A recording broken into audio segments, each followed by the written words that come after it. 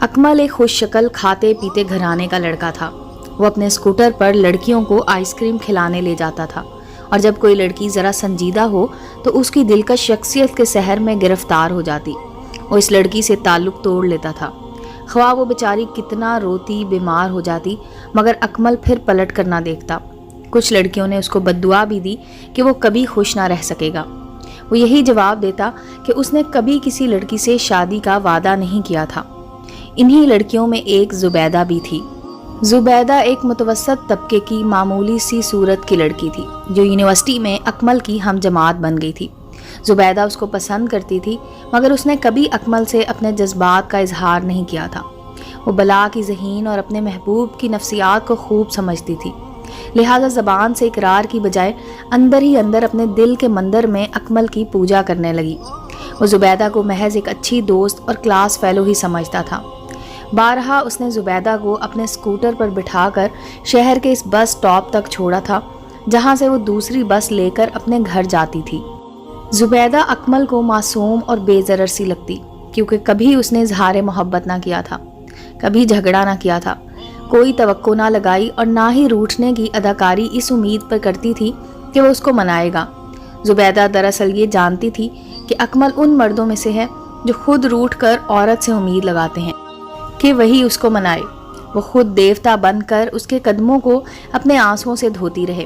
وہ زبیدہ سے کہتا تھا کہ تم ایک ذہین اور اچھی لڑکی ہو، تبھی تمہارا میرا ساتھ بے حد خوشگوار ہے، لہٰذا کبھی مجھ پر عاشق ہونے کی کوشش نہ کرنا۔ عشق میرے بس کی بات نہیں ہے، یہ بہت کٹھن معاملہ ہے اور میں ان کٹھنائیوں کا متحمل نہیں ہو سکتا۔ وہ نہیں جانتا تھا کہ زبیدہ کا رواں رواں اس کے عشق میں چتا کی آگ کی مانند جلتا ہے، جس کا دھواں اس کے وجود کو خاکستر کرنے کو تیار ہے۔ ایک بار اس نے مذاق میں ہی اکمل سے کہا تھا کہ اگر ڈپارٹمنٹ کی دوسری لڑکیوں کی طرح وہ بھی اس کے سحر میں آ گئی تو وہ کیا کرے گا؟ پہلے تو یہ کہوں گا کہ 2 دفعہ اچھے صابن سے منہ دھو کر آئینہ میں اپنی معمولی صورت کو دیکھو اور پھر اپنی اوقات پر غور کرو۔ اکمل نے اس کو معمولی شکل و صورت اور غربت کا طعنہ بڑے پرغرور طریقے سے دیا تھا۔ ایک بات سنو، ہو سکتا ہے وہ وقت بھی آئے جب تم مجھ سے کچھ مانگو اور میں نہ دے سکوں۔ زبیدہ نے اپنے جذبات پر قابو پا کر جواب دیا۔ اس کو اندازہ ہو گیا تھا کہ اس کے پیچھے بھاگنے اور اس پر عاشق ہونے والی لڑکیوں نے عورت کی قدر و منزلت اس کی نظر میں کھو دی ہے۔ زبیدہ مزاج کی بہت گہری تھی، معمولی شکل و صورت والی ایک غریب گھرانے کی لڑکی کو زندگی کی تلخ حقیقتوں کا صحیح ادراک تھا۔ وہ جانتی تھی کہ اکمل جیسے مغرور انسان کو بآسانی نہیں پا سکتی۔ ایک سمجھدار عورت کے متحمل مزاج میں پوشیدہ ٹھکرائے جانے کا درد اور اس کو سہنے پر شدید انتقامی جذبے کا جنم، اس کے ساتھ خاکستر ہو کر کسی کو اپنانے کی فطرت اس میں موجود تھی۔ اس نے سوچ لیا کہ وہ اکمل کو جھکا کر رہے گی، اسے بس مناسب وقت کا انتظار تھا۔ یونیورسٹی کی تعلیم مکمل ہو گئی، ساتھ پڑھنے والے سب طالب علم جدا ہو گئے۔ زبیدہ نے بھی کوشش کر کے اپنی محنتی فطرت اور ذہانت کی وجہ سے ایک اچھی ملازمت حاصل کر لی۔ اس کا رابطہ اکمل سے قائم رہا۔ اکمل نے اپنے والد کا کاروبار سنبھال لیا۔ تھوڑے دنوں بعد اس نے زبیدہ کو بڑی خوشی کے ساتھ اپنی شادی کا سندیسہ سنا دیا اور کارڈ بھی دے دیا۔ اس کارڈ کو دیکھ کر زبیدہ کی وہی کیفیت تھی جو ذبح ہونے والی مرغی کی، کہ جب تک اس کی جان پوری طرح نہ نکلے وہ تڑپتی رہتی ہے۔ اس نے اکمل سے شادی میں آنے کا وعدہ کیا، مگر باوجود کوشش کے وہ شادی میں نہ جا سکی۔ اس کی حالت ایسی تھی جیسے کسی غریب سے اس کا قیمتی اثاثہ چھین لیا جائے۔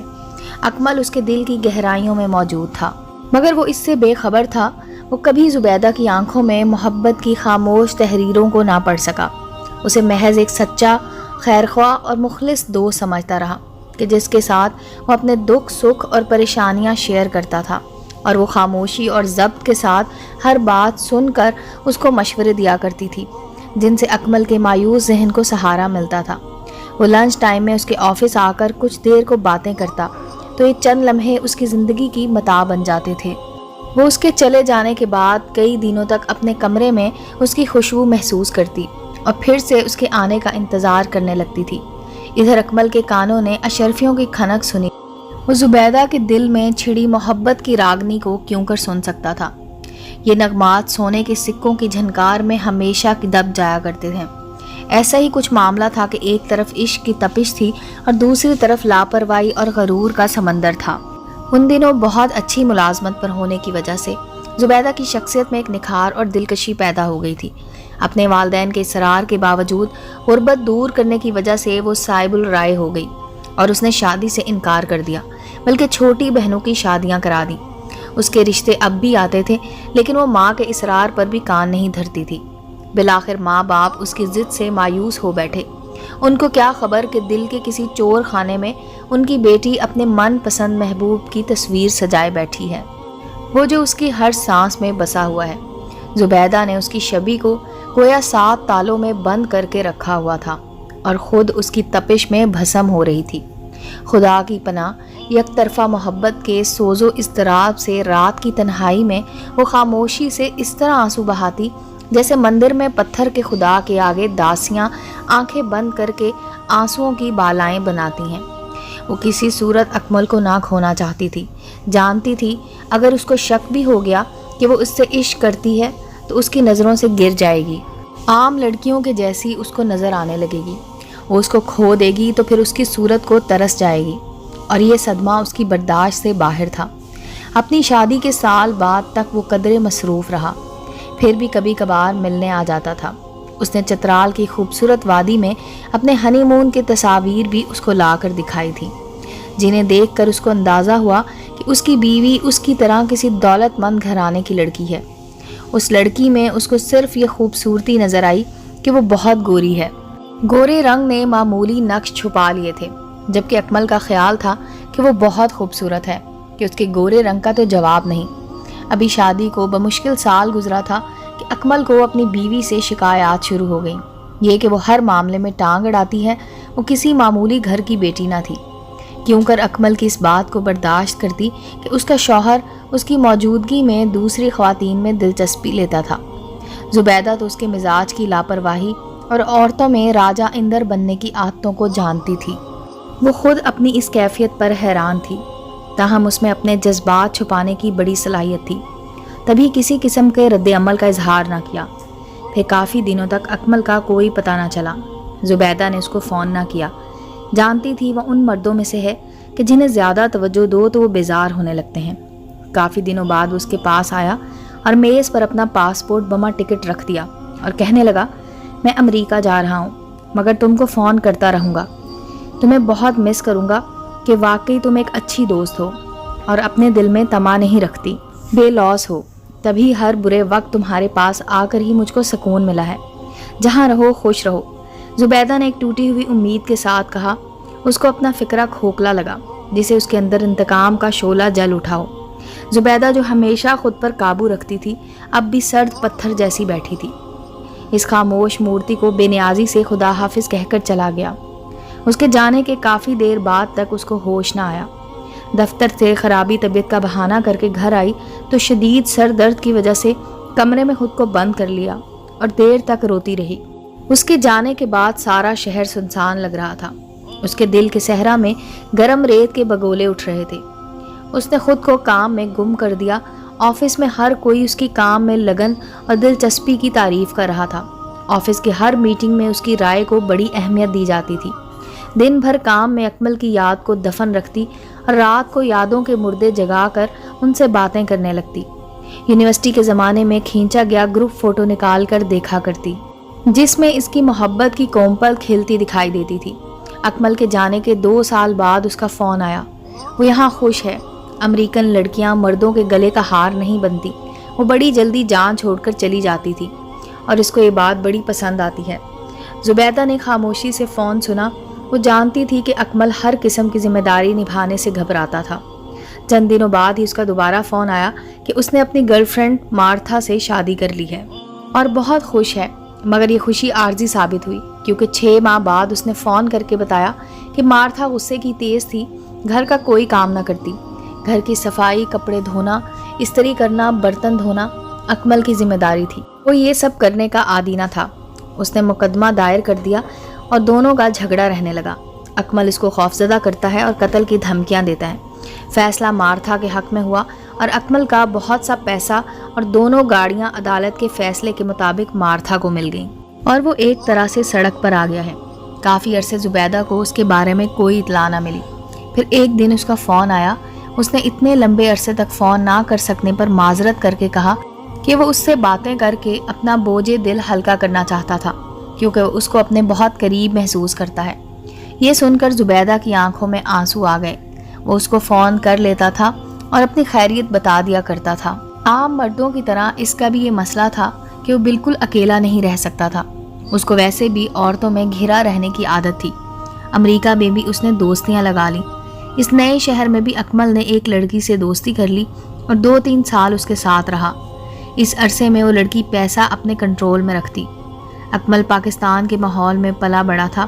اپنی لاپرواہ فطرت کی وجہ سے اس نے بینک بیلنس کبھی چیک نہ کیا تھا۔ پھر اچانک بغیر کسی وجہ کے یہ بیوی بھی اس کا گھر چھوڑ کر چلی گئی۔ اکمل نے دوسرے دن بینک سے بیلنس معلوم کیا تو سارا پیسہ وہ نکلوا چکی تھی۔ اب اس نے عدالت کے ذریعے گھر کی دوسری چیزوں کے بارے میں مقدمہ کر دیا۔ امریکی قانون میں یہ شک ہے کہ اگر بغیر نکاح کے بھی مرد اور عورت ساتھ رہتے ہیں تو وہ میاں بیوی مانے جاتے ہیں اور ان کو علیحدہ ہونے پر ہر چیز آدھی آدھی دی جاتی ہے۔ بینک میں پیسہ نہ تھا مگر فلیٹ کی ہر چیز اور گاڑی عدالت کے فیصلے کے مطابق لڑکی کو مل گئی اور اکمل دوبارہ روڈ پر آ گیا۔ زبیدہ نے خاموشی سے اس کا دکھڑا سنا اور کوئی جواب نہ دیا۔ اکمل پھر غائب ہو گیا۔ زبیدہ کو اندازہ ہو گیا کہ وہ پھر شروع سے اپنی زندگی کو صحیح لائن پر لانے کی تگ و دو میں ہوگا۔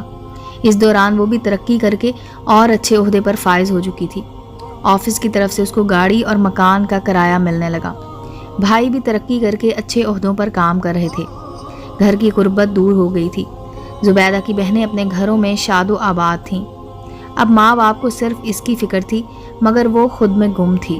بھی اکمل کو بھول جانے کی کوشش کرتی، وہ اور شدت سے یاد آنے لگتا اور پھر اس کا فون بھی امریکہ سے آ جاتا۔ وہ اپنا وہی رونا دہرانے لگتا کہ اگر اس دنیا میں اس کا کوئی مخلص دوست ہے تو وہ صرف زبیدہ ہے۔ اب پھر وہ کسی اور لڑکی کا انتخاب کر چکا تھا اور اس کے ساتھ رہ رہا تھا۔ اس بار اکمل نے کہا، یہ لڑکی واقعی اس کا خواب ہے، بہت معصوم، کم گو اور شریف ہے، اس کا بہت خیال رکھتی ہے اور وہ بہت خوش ہے۔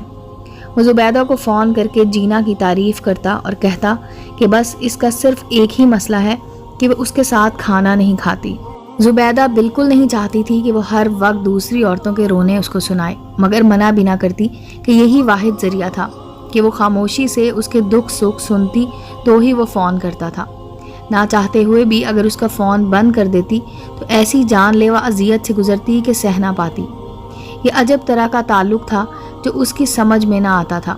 اس جذبے میں شدت ضرور تھی مگر اب اس میں بے کیفی، اداسی اور دکھ بھی شدید ہوتا جا رہا تھا۔ ایک دن پھر اکمل کا فون آیا۔ ٹوٹی ہوئی آواز میں بتایا کہ وہ طبیعت کی خرابی کی وجہ سے گھر آیا تو جینا کو ایک دوسرے شخص کے ساتھ پایا۔ میز پر کھانے کے برتن پڑے تھے۔ اس نے اندازہ لگا لیا کہ اس کے ساتھ روز کھانا کیوں نہیں کھاتی تھی۔ اس نے جینا سے پوچھا کہ یہ شخص کون ہے اور تم نے اس کا مجھ سے تعارف کیوں نہیں کرایا، نیز یہ کہ کیا یہ شخص اس کی غیر موجودگی میں اکثر یہاں آیا کرتا ہے۔ اس پر دونوں نے ڈھٹائی سے کہا کہ یہ دو دوستوں کا پرسنل معاملہ ہے، اگر اس نے کوئی بدتمیزی کی تو وہ پولیس کو اس کے خلاف شکایت درج کروا دیں گے۔ جینا نے کہا کہ میں پولیس کو یہ شکایت درج کرا دوں گی کہ تم سے مجھے تشدد کا خوف ہے، اس لیے میں نے مدد کے لیے اپنے دوست کو بلایا تھا۔ اس کے بعد انہوں نے اکمل سے نہ صرف گاڑی کی چابی لے لی بلکہ گاڑی کے کاغذات پر بھی دستخط کروائے، کیونکہ جو مرد جینا کے ساتھ تھا وہ بدمعاش قسم کا تھا۔ جینا اس کے ساتھ گھر سے چلی گئی ہے۔ زبیدہ نے پہلی بار پوچھا کہ اکمل تم ہمیشہ غلط عورت کا انتخاب کیوں کرتے ہو؟ اکمل اس کا کوئی جواب نہ دے سکا۔ کچھ دنوں بعد زبیدہ کی ملاقات آفس کی ایک پارٹی میں یونیورسٹی کے ایک اور کلاس فیلو متین سے ہوئی۔ وہ زبیدہ سے مل کر خوش ہوا۔ اپنے بارے میں اس نے بتایا کہ اس کی بیوی کا انتقال ہو گیا ہے، بیٹا ملازمت کے سلسلے میں ایران چلا گیا ہے، جہاں اس نے شادی کر لی اور وہاں کا ہو رہا ہے، وہ تنہا زندگی گزار رہا ہے۔ اس ملاقات کے بعد وہ 2-4 بار آفس آیا اور پھر شادی کی آفر کر دی۔ پہلی بار سوچا کہ متین کی طرح وہ بھی کتنی تنہا ہے۔ اس کے بہن بھائی اپنی زندگی اور خوشیوں میں مگن تھے اور وہ جس کو ایک طویل عرصے تک اپنے دل کے نہال خانوں میں چھپائے رکھا، امریکہ میں شادیوں پر شادیاں کر کے صرف اپنے دل کا بوجھ ہلکا کرنے کو اسے کبھی کبھار فون کر دیتا ہے۔ کبھی اس نے اس کا حال دریافت کرنے تک کی زحمت نہیں کی۔ میں نے آنکھیں بند کر کے اسے چاہتی رہی اور اس کے دل کے دروازے میرے لیے کبھی نہ کھلے، جبکہ متین کا دل میرے لیے دھڑکتا ہے کہ جس کو میں نے کبھی درخور اعتنا نہ جانا تھا۔ یہ میں نے نادانی میں بس اپنی زندگی کے ساتھ کھلواڑ ہی تو کیا ہے۔ کاش میں بہت پہلے اپنے جذبات کے سمندر سے نکل کر دنیا کی حقیقت کو آنکھ سے دیکھتی تو اتنی تنہا اور ویران زندگی نہ ہوتی۔ بالآخر متین کے بار بار سمجھانے پر اس نے شادی کی پیشکش قبول کر لی۔ شادی کے چند روز بعد وہ آفس آئی اور رکھے ہوئے کام کو نپٹانے لگی۔ تبھی اچانک اکمل آ گیا۔ 15 سال بعد وہ ان کو دیکھنے لگی۔ حیرت سے آج وہ ایک لاابالی کھلنڈرا اکمل نہیں بلکہ ایک ٹوٹا ہوا شکست خوردہ آدمی نظر آ رہا تھا۔ میں اب بغیر منزل والے سفروں سے تھک گیا ہوں، ذہنی سکون کو تمہارے پاس آیا ہوں۔ زبیدہ نے اس کی طرف اداسی سے دیکھا مگر کوئی جواب نہ دیا۔ تم سے مدد مانگنے آیا ہوں۔ زبیدہ جواب دو، کیا تم مجھ سے شادی کرو گی؟ اکمل نے کہا، مجھ سے شادی کر لو۔ مجھے یونیورسٹی کی راہداری میں تمہارے کہے ہوئے وہ الفاظ یاد ہیں اکمل، جب تم نے کہا تھا کہ 2 دفعہ صابن سے منہ دھو کر اپنی اوقات پر غور کرو، اور تم سے شادی کی اس پیشکش کے انتظار میں دیکھو پھر بھی میں نے برسوں گزار دیے۔ تم چند دن پہلے کیوں نہ آئے؟ اب تو میرا نکاح طے ہو گیا ہے، تم یہ فیصلہ بدل بھی سکتی ہو، ابھی وقت ہے۔ زبیدہ نہیں، میں تمہاری طرح کے بندھن نہیں جوڑتی۔ میری بہاروں کے دن گزر گئے جو تمہارے ساتھ گزارنے تھے۔ یہ فکرہ اس کے لبوں پر آتے آتے رہ گیا۔ وہ بھاری قدموں سے چلا گیا اور زبیدہ اس کو ہارے ہوئے شخص کی طرح جاتے دیکھتی رہ گئی۔ شاید اس لیے وہ ہار کر بھی جیت گئی تھی۔ امید ہے دوستو سٹوری اچھی لگی ہوگی۔ چینل کو لائک اور سبسکرائب کریں اور بیل آئیکن کا بٹن دبانا مت بھولیں تاکہ ہر نئے آنے والی سٹوری کا نوٹیفیکیشن آپ کو مل سکے۔ ملتے ہیں اگلی سٹوری کے ساتھ۔